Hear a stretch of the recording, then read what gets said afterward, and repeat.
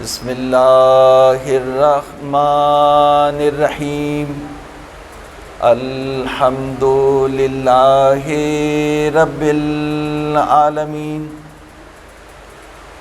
والصلاة والسلام علی اشرف المرسلین سیدنا و نبینا وحبیب قلوبنا وطبیب نفوسنا مولانا ابی القاسم محمد اللہم صلی علی محمد وآل محمد وعلی اہل بیتہ الطیبین الطاہرین الغر المیامین الہداۃ المہدیین سیما بقیۃ اللہ فی الارضین واللعن الدائم علی اعدائہم اجمعین فقد قال اللہ تبارک و تعالی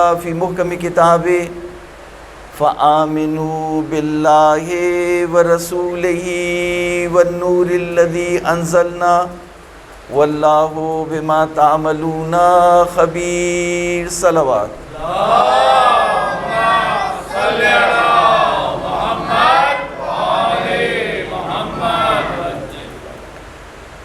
عزیزان محترم، قرآن مجید کے پیغامات یہ ہماری گفتگو کا عنوان ہے،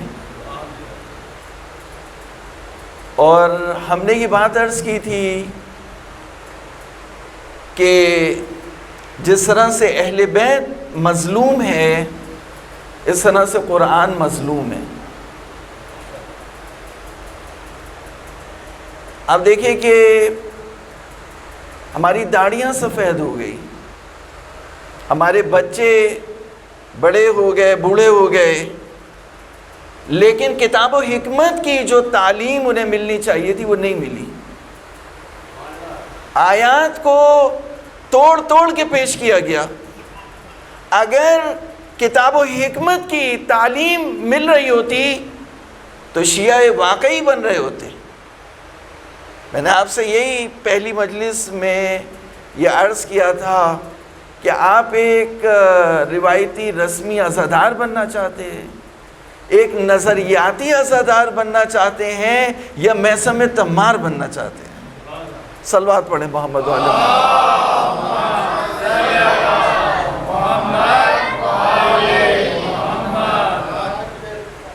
تو سورہ تغابن جس کی 8ویں آیت کریمہ کو ہم نے سرنامہ کلام قرار دیا، تو اس کی تمہید یہ تھی کہ اس آیت میں اللہ رب العزت انسان کو، تمام انسانوں کو، ان کا جو بھی فرقہ، مسلک اور زبان ہو، شہر کے ہو یا گاؤں کے ہو، ان کو یہ پیغام دے رہا ہے کہ تمہیں ضرور ضرور اٹھایا جائے گا مرنے کے بعد، اور تمہیں ضرور ضرور تمہارے نام اعمال سے آگاہ کیا جائے گا۔ وَذَلِكَ عَلَى اللَّهِ يَسِيرٌ، اور یہ بات اللہ تعالیٰ کے لیے آسان ہے۔ اب یہ دیکھیے کہ یہ بات اللہ تعالیٰ کے لیے کیوں آسان ہے۔ اس کی جو ہے وہ میں مثال آپ کو دیتا ہوں، اس سے پہلے کی آیات ہیں، میں ان کو ہدیہ نہیں کر رہا، پہلے میں مثال دے دوں تاکہ بچوں کے ذہنوں میں جو ہے وہ بات بیٹھ جائے۔ دیکھیے یہ فرنیچر ہے، فرنیچر کرسی ہے، کرسی لکڑی کے جن پیسز کے ساتھ بنی ہے اس کو فکس کر دیا بنانے والے نے، تو اگر اس کو کھول دیا جائے تو دوبارہ اس کو بنانا مشکل ہوگا، تو دوبارہ نہیں بن سکتی اس طرح سے کہ جس طرح سے کہ پہلے کاریگر نے کرسی کو بنایا۔ ہو سکتا ہے کہ کوئی دوسرا کاریگر آئے، وہ اپنے انداز میں ایک اور طرح کی یا اس سے ملتی جلتی کرسی بنا لے یا اس کی مرمت کر لے، ویسی ہی کرسی جیسے پہلی دفعہ میں بنی ہے، اگر اسے کھول دیا جائے تو نہیں بن سکے گی۔ لیکن اگر کرسی فولڈنگ کی ہو توجہ ہے یا نہیں ہے؟ کرسی فولڈنگ چیئر ہو تو فولڈنگ چیئر اگر اس کو بند کر دیا تو اس کے بعد اس کو کھولنا بہت آسان ہے، یعنی فولڈنگ چیئر کو اگر بند کر دیا جائے تو سوال نہیں ہوگا کہ اسے دوبارہ جو ہے وہ کیسے کھولا جائے گا، دوبارہ پھر اسے کریں گے کھل جائے گی، پھر دوبارہ اسے طے کریں گے تو پھر طے ہو جائے گی۔ لیکن جو عام چیئر ہے، عام کرسی ہے، اگر اس کو کھول دیا جائے تو دوبارہ اس کو بنانے میں زحمت ہوگی۔ تو اللہ تعالیٰ کہتے ہیں کہ تمہیں دوبارہ زندہ کرنا اور دوبارہ جو وہ اٹھانا پروردگار کے لیے بہت آسان ہے۔ تو یہی وجہ ہے کہ اس نے بنایا ہی تمہیں فولڈنگ کے انداز میں ہے، جب اس دنیا میں بھیجا تو کھول دیا، جب برزخ میں پھر طے کر دے گا، محشر میں پھر کھول دے گا۔ محمد وآل محمد صلوات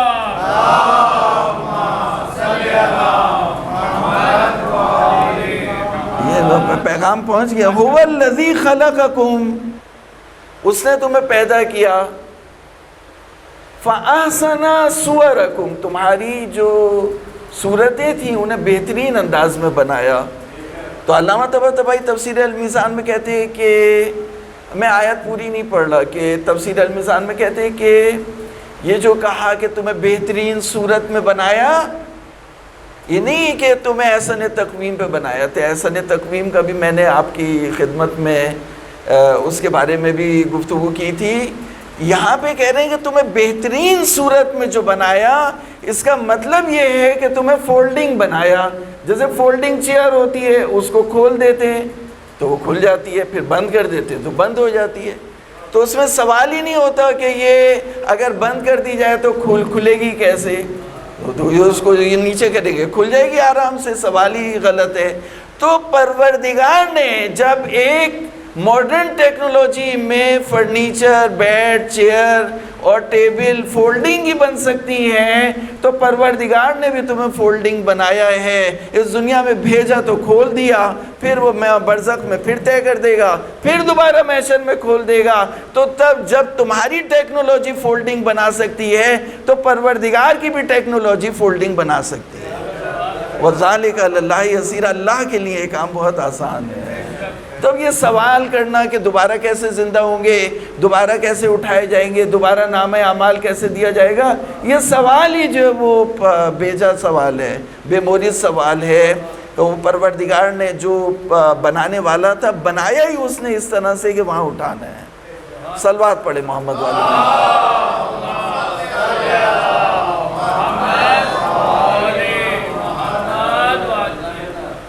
اب یہاں پر بات یہ ہے کہ تمہیں اٹھنا ہے، دوبارہ محشر میں اٹھنا ہے، تمہیں زندہ ہونا ہے، اور جو جو کرتوت کیے ہیں وہ سب سامنے آئیں گے۔ اب تو بڑی رسوائی ہوگی، اب کیا کریں؟ کہا کہ پہلی دوا کل بتائی تھی اور اس کا خلاصہ بیان کر کے آگے کہ فَآمِنُوا بِاللَّهِ وَرَسُولِهِ وَالنُّورِ الَّذِي أَنزَلْنَا، پہلی قرآن مجید شفا کا نسخہ ہے۔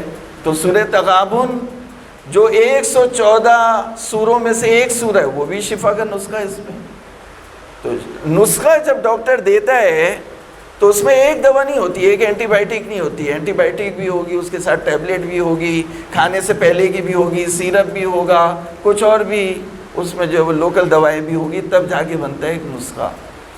تو قرآن مجید نے بھی شفا کا نسخہ دیا۔ تو پہلی جو اس میں دوا ہے وہ یہ ہے کہ تم اللہ پہ ایمان لے آؤ، رسول پہ ایمان لے آؤ، اور شاہ ولایت علی ابن ابی طالب پر ایمان لے آؤ۔ اب یہ کل ثابت کیا تو میں دوبارہ تکرار نہیں کروں گا، تو ایک مرتبہ بلند آواز سے صلوات پڑھ دینا۔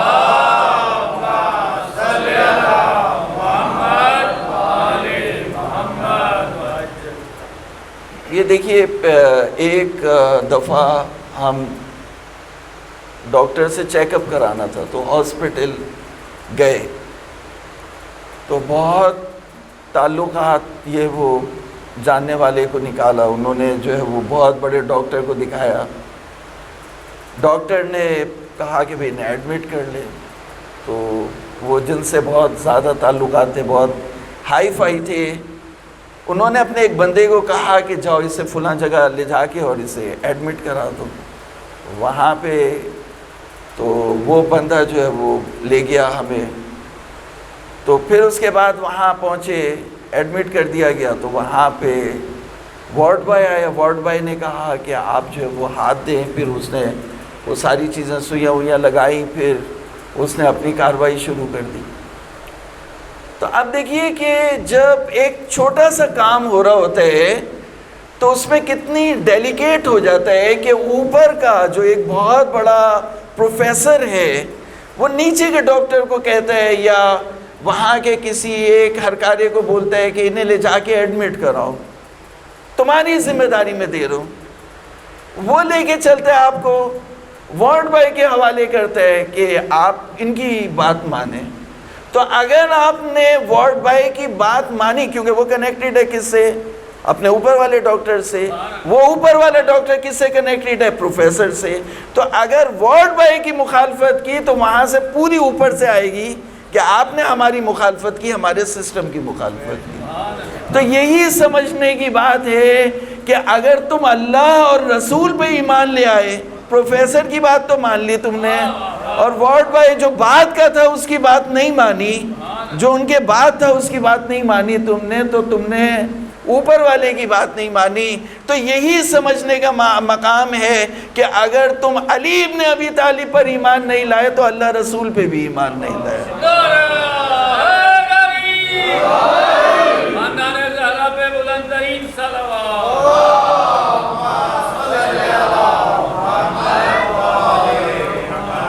بھائی پیغمبر اسلام نے غزوہ خندق میں سند دی, برز الایمان الی الکفر برز الایمان کلہ الی الکفر کلہ.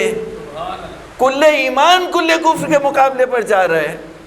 تو علی کے بارے میں پیغمبر خدا صلی اللہ علیہ وسلم یہ بھی فرما سکتے تھے کہ جو سب سے پہلے ایمان لایا تھا. میں نے آپ کو پہلی مجلس میں کہا تھا, پہلی مجلس میں صرف توجہ دلائی تھی کہ قرآن مجید یہ نہیں کہہ رہا کہ ایمان لائے, سب سے پہلے ایمان لائے علی. قرآن مجید تاریخ نہیں بیان کر رہا کہ کون پہلے ایمان لایا. قرآن مجید یہ کہہ رہا تم علی پر ایمان لے آؤ. تو پیغمبر اسلام بھی فرماتے کہ جو سب سے پہلے ایمان لایا تھا تم اس پر, وہ جا رہا ہے سب سے بڑے کافر کے مقابلے پر. پیغمبر نے یہ نہیں فرمایا, پیغمبر نے فرمایا پورا کا پورا ایمان مجسم ہو گیا علی ابن ابی طالب میں. کیوں پیغمبر اپنے بات کی فکر کر رہے, کیونکہ پیغمبر جب اس دنیا سے چلے جائیں گے, پیغمبر جب پردہ کریں گے تو اس وقت جب فتنے ہوں گے تو اس وقت کل ایمان علی ابن ابی طالب ہوں گے. صلوات ہدیہ کر دیں.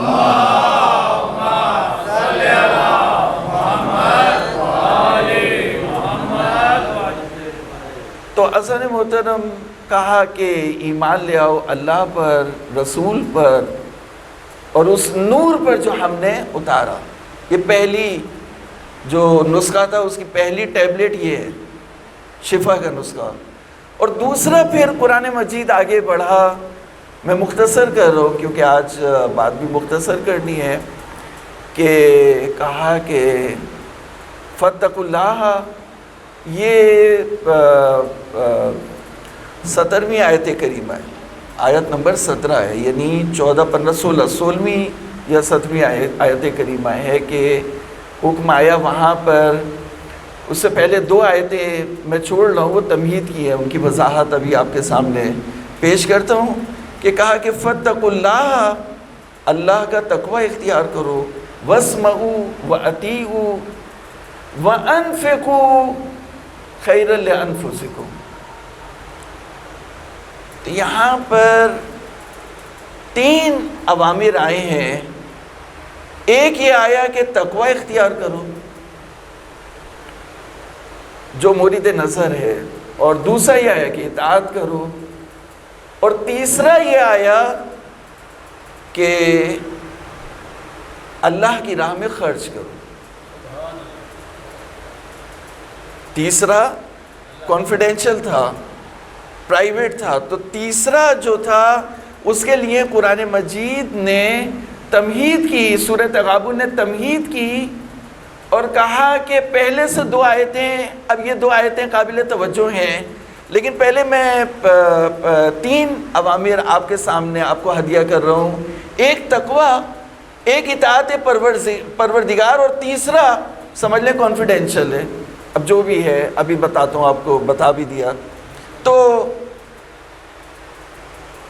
تقوی اختیار کرو, پرہیزگاری اختیار کرو, یعنی جو چیزیں دوزخ کی آگ کی طرف تمہیں لے جا رہی ہیں, حرام کی طرف لے جا رہی ہیں, گناہ ہے, نافرمانی ہے, معصیت ہے, شرک, پروردگار کی ذات میں کسی کو شریک کرنا ہے, یہ ساری جو چیزیں ہیں برائیاں, ان سے تم فحاشی دوری اختیار کرو. تو تقوی اختیار کرو. اس کے بعد کہا کہ وَاسْمَعُوا وَأَطِیعُوا, اطاعت کرو. اطاعت کی وضاحت ہم بعد میں کریں گے, پہلے تیسرے پہ آ جائیں. تو اب یہ تیسرا کیونکہ کانفیڈینشیل تھا, پرائیویٹ تھا, تو کہا کہ اس سے پہلے, جیسے پہلے کی آیتیں 2 آیات کریمہ ہیں, اس میں قرآن مجید اہل ایمان سے خطاب کر کے کہتے ہیں کہ یا ایھا الذین آمنوا ان من ازواجکم و اولادکم عدوا لکم فاحذروہم. اے ایمان لانے والو, تمہارے بچوں میں اور تمہاری بیویوں میں سے کچھ تمہارے دشمن ہیں, تم ان سے بچ کے رہو. عجیب قرآن مجید کا یہاں پر حکم ہے کہ منافق کے بارے میں کہا کہ منافق سے بچ کے رہو, اور یہاں پہ بیوی اور بچوں کے بارے میں بھی, سارے بیوی اور بچوں کے بارے میں نہیں کہا, بیوی بچوں میں بھی کیٹیگریز ہیں, کچھ بیویوں میں سے اور کچھ بچوں میں سے ایسے ہیں کہ جن سے تمہیں بچنا ہوگا. ان من ازواجکم و اولادکم عدوا لکم, تمہارے دشمن ہیں, فاحذروہم, ان سے بچ کے رہو. وَإِن تَعْفُوا وَتَصْفَحُوا, اگر تم انہیں معاف کر دو اور ان سے صرف نظر کرو تو پھر جو ہے وہ تمہارے لیے بہتر ہے. اس طرح کی جو ہے وہ بات کر دی. اچھا, پھر جیسے اگلی آیت کریمہ ہے, یہ پہلی آیت تمہید کی, وہ سخت والی بات جو کہنے سے پہلے. تو پھر اس کے بعد کہا کہ انما اموالکم و اولادکم فتنہ واللہ عندہ اجر عظیم. تمہاری مال دولت, تمہارا بینک بیلنس, تمہارا اسٹیٹس, تمہاری پراپرٹی جو تم نے جمع کی ہے, یہ فتنہ ہے. تمہاری اولاد تمہارے لیے فتنہ ہے. تو دیکھیے, اس سے پہلی آیت کریمہ جو 14ویں آیت کریمہ ہے, اس میں ازواج کو اور اولاد کو نشانہ بنایا کہ ازواج میں, بیویوں میں اور اولاد میں کچھ ایسے ہیں جو تمہارے دشمن ہیں. اور اس آیت کریمہ میں 15ویں آیت کریمہ, اس میں کہا کہ اموال اور اولاد, مال و دولت اور اولاد فتنہ ہے, تمہارے لیے باعث امتحان ہے. اور فتنہ جو ہے وہ نیگیٹو معنی میں بھی استعمال ہوتا ہے, لیکن یہاں پہ کہا کہ باعث امتحان ہے. فتنہ, فتنے کا لفظ استعمال کیا قرآن مجید نے. واللہ عندہ اجر عظیم, اور اللہ کے ہاں جو ہے وہ اجر عظیم ہے. تو پھر اس کے بعد کہا, پھر اس کے بعد یہ آیت کریمہ آئی فَاتَّقُوا اللَّهَ مَا اسْتَطَعْتُمْ, جتنا کہ اللہ کا تقوی اختیار کر سکتے ہو اختیار کرو. وَاسْمَعُوا, سنو, وَأَطِیعُوا, اطاعت کرو, وَأَنفِقُوا, اور اللہ کی راہ میں خرچ کرو. وَمَن یُوقَ شُحَّ نَفْسِهِ فَأُولَٰئِکَ هُمُ الْمُفْلِحُونَ. اب ایسا نہیں ہوتا ہے, یہاں پہ جو قرآن مجید کا جو یہ حکم ہے, یعنی یہ والی جو ٹیبلٹ ہے اللہ کی راہ میں خرچ کرنے والی, یہ بہت ہی کڑوی ٹیبلٹ ہے. یہ انسان کو جو ہے وہ آسانی سے ہضم نہیں ہوتی, اب بولنے کے باوجود بھی. تو اب یہ ٹیبلٹ جو ہے وہ اس کے لیے قرآن مجید نے 2 آیتیں پہلے تمہید کے طور پر ذکر کی کہ اگر تم خرچ کرنے لگو گے تو تمہاری اولاد، تمہارے ازواج جو ہے وہ تمہارے راستے میں رکاوٹ بنیں گی، تمہیں خرچ نہیں کرنے دیں گی۔ تو وہ یہ ایک مولانا صاحب جو تھے وہ صدقے کے اوپر جو ہے وہ درس دے رہے تھے، تو اس کے ثواب بتا رہے تھے کہ صدقہ دینا جو بہت مشکل کام ہے۔ تو وہ ایک مومن بیٹھا ہوا تھا، اس کو غصہ آیا، اس نے کہا کون سا مشکل کام ہے؟ اس نے کہا ابھی میں جاتا ہوں۔ وہ اپنے نوکر کو لے کے گیا غلے کے پاس، غریبوں کو بھی لے کے گیا، اور اس نے غلے کا دروازہ کھلوایا، اس کو بولا نکالو گندم، سارا گندم نکالا اور نکال کے کہا بھر بھر کے ان کو جو ہے وہ صدقہ دو، دیکھتے ہیں جو ہے وہ آج پتہ چلے گا صدقہ دینا جو ہے وہ کہاں سے مشکل ہے۔ اس کو غصہ آیا، تو وہ نکالنے جب لگا، لوگ بھر بھر کے لے جانے لگے، تو ادھر سے بیوی آئی، بولا کہ سارے سال ہم کیا کریں گے، کیا کھائیں گے، آپ نے تو سارا گندم ہمارا ان کو دے دیا، صدقہ کر دیا۔ تو کہا کہ قرآن مجید نے کہ تمہاری اولاد اور تمہاری ازواج تمہاری دشمن ہے، ازواج میں سے، اولاد میں سے تمہارے دشمن ہیں، ان سے بچ کے رہو۔ پھر دوسری آیت کریمہ میں کہا کہ تمہاری اولاد اور تمہارا اموال تمہارے لیے فتنہ ہے۔ تو بات یہیں پہ ختم نہیں ہوئی، بات یہیں پہ ختم نہیں ہوئی، کیونکہ جو سب سے بڑا سب سے بڑی رکاوٹ ہے، وہ سب سے بڑی رکاوٹ تم خود ہو۔ اگر جملہ سمجھ گئے تو صلوات پڑھو محمد والے محمد۔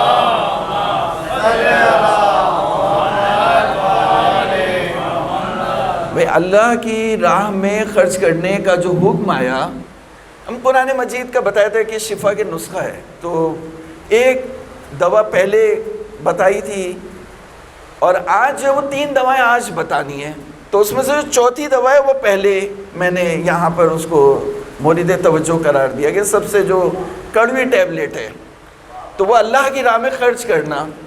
اب اس کے جو راستے میں رکاوٹ ہے وہ تمہارے بیوی بچے ہیں، تو اس کے لیے قرآن مجید نے 2 آیتیں صرف کر دی کہ تمہارا اسٹیٹس، جو تمہاری پراپرٹی ہے، جہاں تک تم نے پہنچ گئے، جو چیزیں تم نے سٹور کر لی، اور تمہاری اولاد اور تمہاری ازواج، یہ اس کے راستے میں رکاوٹ ہے۔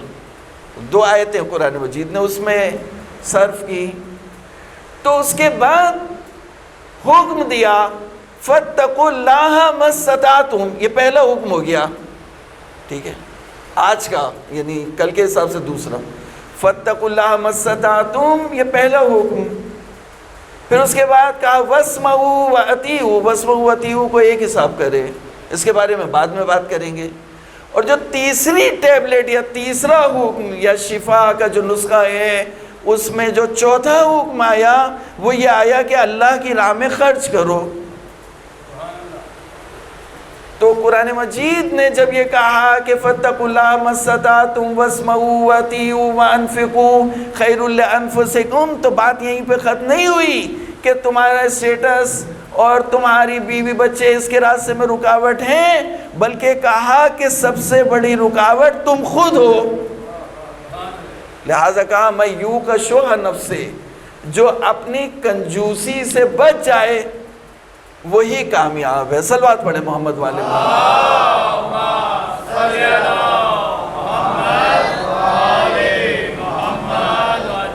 عربی زبان میں ایک لفظ ہے شوہ، شین ہا ہا، جو حلوے والی ہے 2 مرتبہ ہوگی، تو شوہ نفس ہے، یعنی اس کے نفس کا بخل۔ تو معنی کرنے والوں نے معنی کیا کہ جب انسان کی کنجوسی اس کی لالچ کے ساتھ ملتی ہے تو عربی زبان میں اسے بولتے ہیں شوہ۔ تو کہا کہ جو اپنی نفس کی، اپنے اندر کی کنجوسی اور لالچ سے خود کو بچا لے اور اس منزل پہ کھڑا ہو جائے کہ اللہ کی راہ میں خرچ کرے اور صدقہ دے، وہ کامیاب ہے، وہ کامیاب ہے۔ تو اذان محترم، یہ یعنی شفا کا جو نسخہ تھا اس کا ایک حکم میں نے آپ کو ہدیہ کیا کہ اللہ کی راہ میں خرچ کرنا۔ اور اس کے بارے میں قرآن مجید نے متعدد مقامات پر توجہ دلائی ہے اور اس کا حکم دیا۔ اب بات یہاں پہ بھی ختم نہیں ہوئی، سورہ تغابن میں ایک اور آیت اس کے بعد آئی اور وہاں پہ سورہ تغابن ختم ہوا کہ ایک شخص آپ کے پاس آیا کہ میری مدد کیجئے، میں مجھ سے تعاون کیجئے، میں بزنس کرنا چاہ رہا ہوں یا کچھ اور کرنا چاہ رہا ہوں، یا میرے ساتھ وہ مسئلہ ہے، یہ مسئلہ ہے، میرے ساتھ تعاون کریں۔ تو آپ نے کہا میں نہیں کر سکتی، تو آپ نے اس کو منع کر دیا، تو وہ کیا کہے گا؟ اچھا اگر آپ میری مدد نہیں کر سکتے تو قرضہ ہی دے دیجئے۔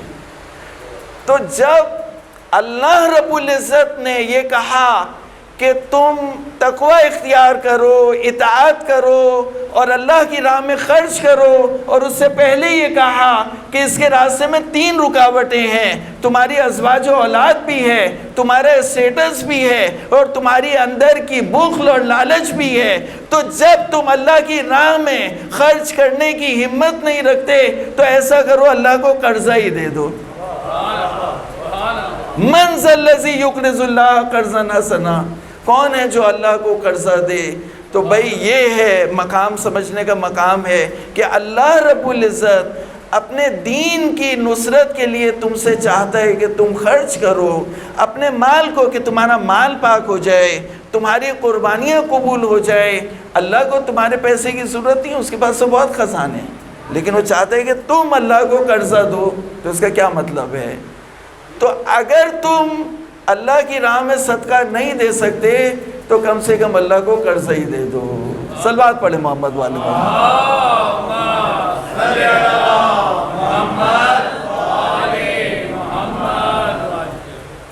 تو عزیزان محترم،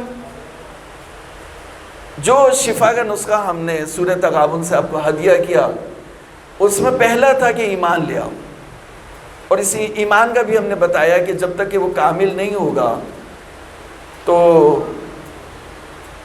وہ اثر نہیں کرے گا۔ اور جو آج ہم نے احکامات بتائے اور شفا کے نسخے میں جو چیزیں بتائیں، اس میں تقوی اور اطاعت ہے اور اللہ کی راہ میں خرچ کرنا ہے۔ تو اللہ کی راہ میں خرچ کرنا، اس کے حوالے سے گفتگو ہو گئی۔ تھوڑی سی گفتگو ہم اطاعت کے حوالے سے کریں گے اور آپ کی زحمتوں کو تمام کریں گے۔ ایک مرتبہ اس مجلس کی نورانیت کے لیے صلوات پڑھ دیں۔ تھوڑا سا آگے آ جائیں، تھوڑا سا پیچھے بیٹھے، آگے آ جائیں تھوڑا سا، ایک اور مرتبہ صلوات دیا کر دیں۔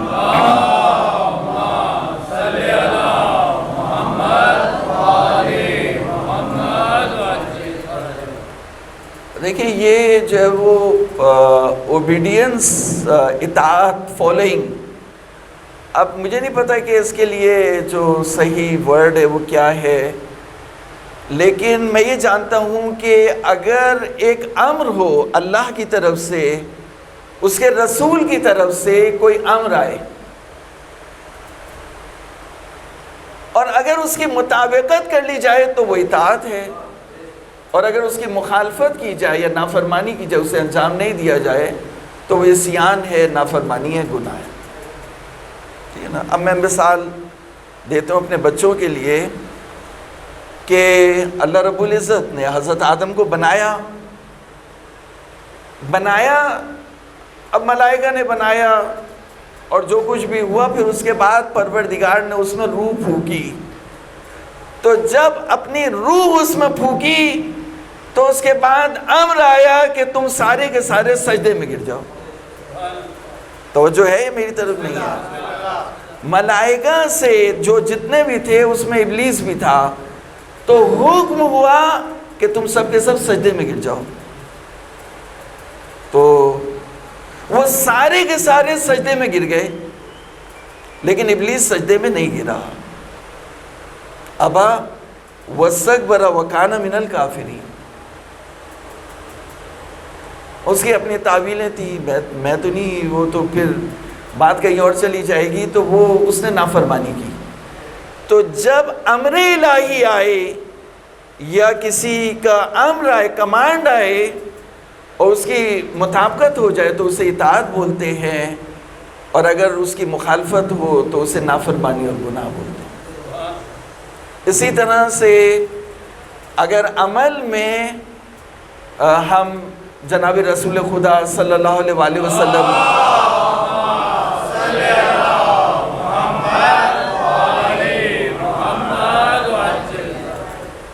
ان کے پیچھے چلے، جیسے مولا امیر المومنین نے اپنے دشمن کو شربت بھجوایا، تو ہم بھی اپنے دشمن کے ساتھ اچھا رویہ اور سلوک روا رکھیں دشمن کے ساتھ. تو یا پیغمبر خدا صلی اللہ علیہ وآلہ وسلم ایک یہودی عورت، اب میں فرض لی میں ایک مولانا ماما بصر، میں اگر کسی یہودی سے ملنے کے لیے چلا جاؤں تو وہ سارے کہیں گے کہ یہ مولانا کو پتہ نہیں کیا ہو گیا ہے، یہ یہودیوں سے بھی جا کے جو ہے وہ ملتے ہیں. اور حضور صلی اللہ علیہ وآلہ وسلم جو یہودی عورت تھی جو آپ کے راستے میں کوڑا کرکٹ پھینکتی تھی، آپ اس کی عیادت کرنے کے لیے گئے. تو اگر آپ اسی بات کی پیروی کریں تو اسے اتباع کہتے ہیں. تو یہ جملہ ذہنوں میں اپنے محفوظ رکھیں کہ جہاں امر ہو، کمانڈ ہو اور اس کے پیچھے چلیں تو اسے اطاعت کہتے ہیں، اور جہاں عمل ہو، سیرت ہو، سیرت کے پیچھے چلیں تو اسے اتباع کہتے ہیں. تو پیغمبر کی اتباع اور پیروی بھی واجب ہے اور اطاعت بھی واجب ہے. اگر سب متفق ہیں تو سارے جوان ایک مرتبہ صلوات پڑھیں محمد.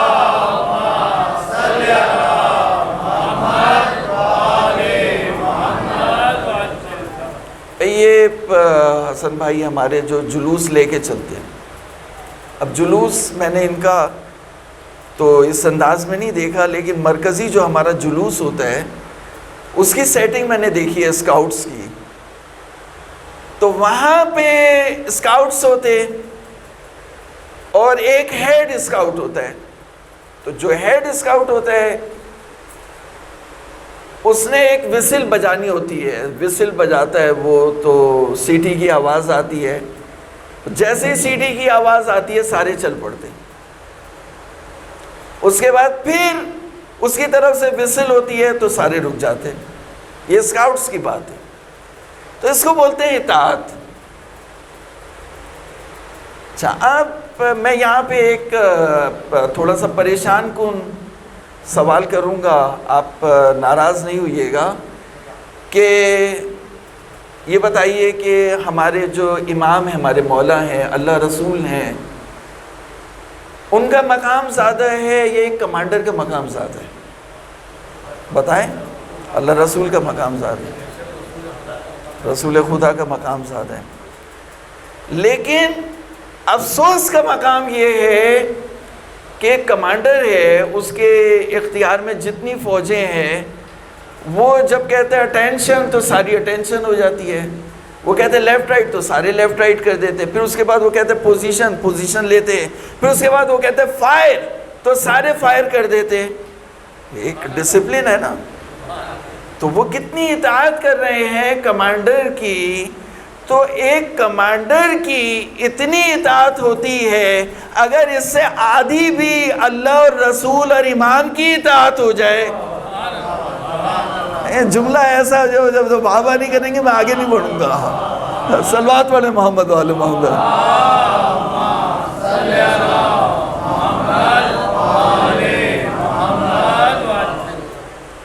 بھائی جتنی اس وقت وہ جو کمپیوٹر والا ہے، مجھے نہیں پتا کیا نام ہے اس کا، جو جتنی اطاعت اس وقت اس کی ہو رہی ہے دنیا میں، WHO کی جتنی اطاعت ہو رہی ہے، اس کے 10% بھی اگر اللہ رسول کی اطاعت ہو جائے. ہم بولتے ہیں امام امام امام، کوفے والے بھی بولتے تھے امام حسین، مولا علی، حسین حسین، لیکن اطاعت کس کی کرتے تھے؟ ابن زیاد کی. محبت دل ان کے امام حسین کے ساتھ تھے، محبتیں امام حسین کے ساتھ تھی، لیکن اطاعت کرتے تھے ابن زیاد کی. جیسے میں خدا نہ کرے آپ عزاداروں کی جو ہے وہ توہین نہیں کرنا چاہتا اور کوئی ایسا سخت جملہ نہیں بولنا چاہتا جس سے کسی بھی عزادار کو تکلیف ہو، لیکن ایک تلخ حقیقت ہے کہ جس دنیا میں ہم رہتے ہیں، یہ دنیا شرک سے، جو شرک سے بھری ہوئی دنیا ہے، یہاں پر اللہ تعالیٰ کی عبادت بھی ہو رہی ہے تو شرک سے بھرپور ہو رہی ہے. یہاں مہدی آل محمد کے لیے ابھی کوئی جگہ نہیں بنی، یہاں مہدی آل محمد کے لیے جگہ نہیں بنی، ان کے سپاہی تیار نہیں ہوئے. تو یہ جو یہاں پر تنظیم فروغ عزاداری والے بیٹھے ہوئے ہیں، تو میں ایک جملہ تو آج کی اس مجلس میں ہدیہ کرنا چاہوں گا. اب یہ جو گھڑی یہاں رکھی ہوئی ہے، انہوں نے حسن بھائی نے بنائی ہے، حسین بھائی نے، تو وہ گھڑی جو ہے وہ صحیح ٹائم نہیں بتا رہی. تو آپ جو ہے وہ صلوات پڑھیں محمد والے محمد.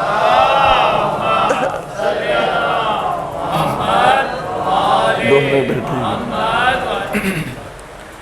تو بس میں 2 منٹ ختم کر کے جو ہے وہ مصائب کی طرف جو ہے وہ آ جاتا ہوں. پیغام پہنچ گیا. تو عزیزو، یعنی اللہ اور اس کے رسول کی اطاعت یا ابن زیاد کی اطاعت یا بل گیٹس کی اطاعت، کس کی اطاعت؟ بل گیٹس نے اگر وہاں سے کوئی امر کیا ہے تو اس کو پورا ہونا ہے، اس کو پورا ہونا ہے. انہوں نے بولا عزاداری نہیں ہونی، نہیں ہونی. مسجد میں نہیں جانا، نہیں جانا. حج نہیں ہونا، نہیں ہونا. زیارت نہیں ہونی تو نہیں ہونی.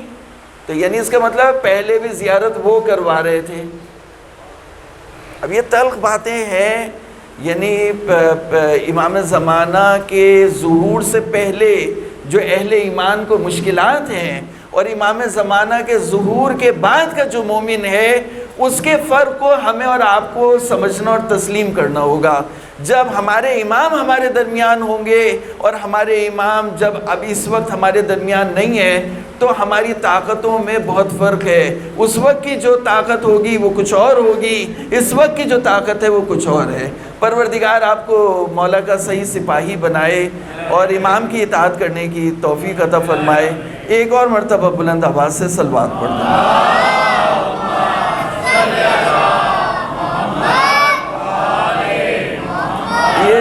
یہ صلوات جو ہے وہ بوڑھوں نے دی ہے، جو جوان مولا کے سپاہی بننا چاہتے ہیں.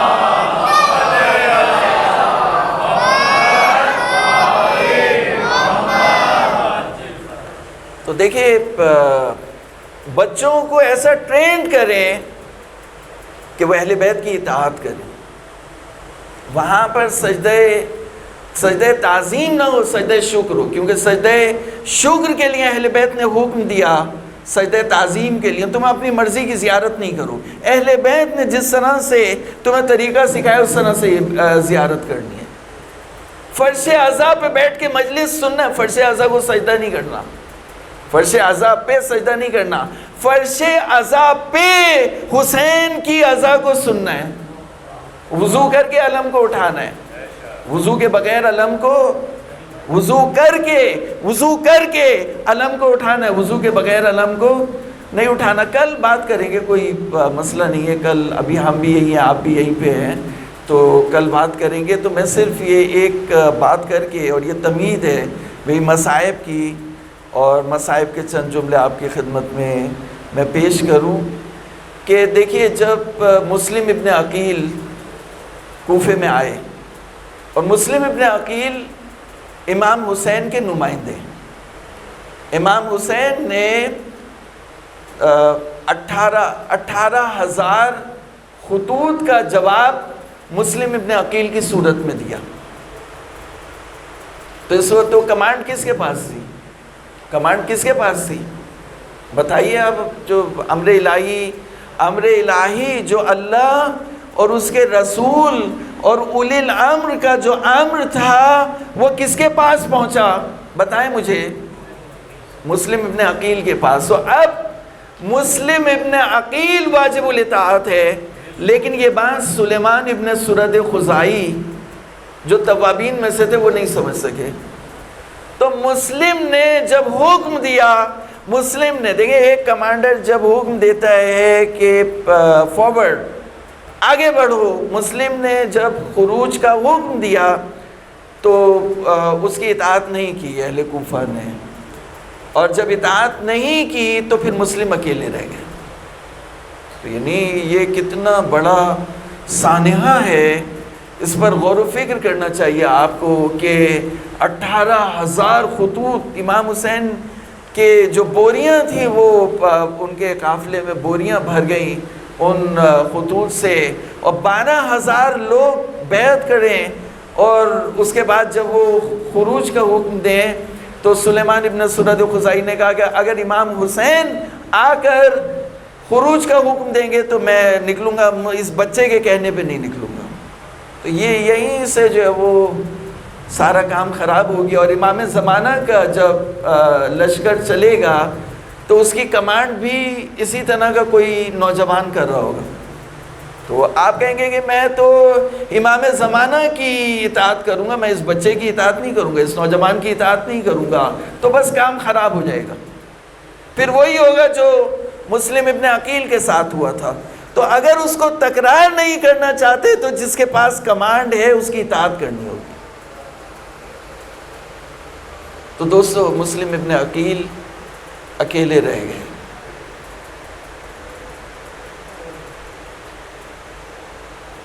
وہاں کوفے میں مسلم کا کوئی گھر نہیں تھا، ہے نا۔ آپ کا جو اگر مثال کے طور پر پولیس کی ریڈ ہو یہاں پر یا کہیں پر کراچی میں کسی جگہ پر، تو انسان کا اپنا شہر ہے، اپنا وطن ہے، کہیں بھی وہ پناہ لے لیتا ہے، اور نہیں تو اپنے گھر بھاگ جاتا ہے، اپنے دوست عزیز کے چلا جاتا ہے۔ لیکن مسلم کا وہاں پہ کوئی جاننے والا نہیں تھا، مسلم کا کوئی عزیز نہیں تھا، مسلم کا کوئی گھر نہیں تھا۔ اور افسوس کا مقام ہے کہ علی مرتضیٰ یہاں پر حکومت کر چکے تھے، علی کا دارالخلافہ تھا یہ، اس کے باوجود سب نے مسلم کا ساتھ چھوڑ دیا، مسلم اکیلے ہو گئے۔ ایک گلی سے دوسری گلی ہوتے ہوتے ایک ضعیفہ کے گھر میں پناہ لینی پڑی، اور وہ وقت آیا کہ مسلم نے جنگ کی، اور اس کے بعد مسلم کو گرفتار کر کے دارالامارہ کی چھت پر ابن زیاد نے حکم دیا کہ مسلم کو دارالامارہ کی چھت پر لے جاؤ اور وہاں سے لے جا کے اس کو گرا دو۔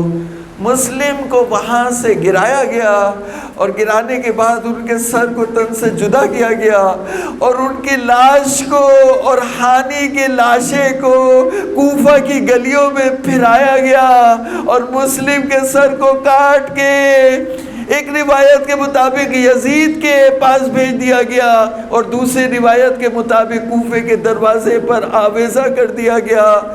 اور راوی کہتا ہے کہ لوگوں نے دیکھا کہ مسلم کی لاش کو کوفے کی گلیوں میں بغیر سر کے لاش کو کوفے کی گلیوں میں پھرا رہے ہیں، تو کتنا خوف اور کتنی دہشت ہوئی ہوگی۔ ذرا تصور کریں کہ امام حسین سالبیہ کی منزل پر ہے۔ بس عزیزو، یہ محرم کے ایام ہیں، اور اہل بیت نے کہا کہ اگر کوئی ہمارے غم میں رویا اور اس نے ہمارے غم میں رلایا یا رونے جیسی شکل بنائی تو جنت اس کے اوپر واجب ہے۔ اہل بیت کی کتنی مصیبت ہے کہ امام حسین کا پہلا ہراول دستے کا سردار شہید ہو گیا، اور اس کے سر کو کاٹ کے کوفے کے دروازے پر آویزہ کر دیا گیا، اور اس کی لاش کو کوفے کی گلیوں میں پھرایا گیا۔ جب یہ خبر حسین تک پہنچی، امام حسین سالبیہ کی منزل پر رکے ہوئے ہیں کہ اتنے میں یہ خبر امام تک پہنچی، اور اس نے راوی نے نقل کیا کہ میں نے اپنی آنکھوں سے دیکھا کہ ابن زیاد کے سپاہی مسلم ابن عقیل کو اور ہانی ابن عروہ کے لاشوں کو کوفے کی گلیوں میں پھرا رہے ہیں۔ جیسے ہی مسلم کی شہادت کی خبر سنی، حسین کی آنکھوں میں آنسو آئے، کہا انا للہ و انا الیہ راجعون۔ اس کے بعد جو آنے والا تھا اس نے کہا فرزند رسول، میں آپ کو نصیحت کرتا ہوں آپ کوفے میں نہیں جائیں، آپ کوفے میں نہیں جائیں، وہاں پر اچھے لوگ نہیں ہیں۔ تو امام نے ایک مرتبہ ابن عقیل کے بچوں کی طرف دیکھا، مسلم ابن عقیل کے بچوں کی طرف، کہا بیٹا بتاؤ تم کیا کہتے ہو؟ کہا چچا جان، ہم تو یہ چاہتے ہیں کہ یہ اپنے بابا کی طرح سے مر جائے یا اپنے بابا کا انتقام لے۔ کہا کہ امام حسین نے جملہ کہا کہ مسلم ابن عقیل کے بعد اب زندگی کی کوئی گنجائش نہیں ہے، اب رہنے میں مزہ نہیں ہے مسلم ابن عقیل کے بعد۔ اسی کی روایت یہ کہتی ہے کہ جناب رسول خدا سے مولا امیر المومنین نے پوچھا کہ یا رسول اللہ آپ عقیل سے محبت کرتے ہیں؟ کہا ہاں میں عقیل سے محبت کرتا ہوں۔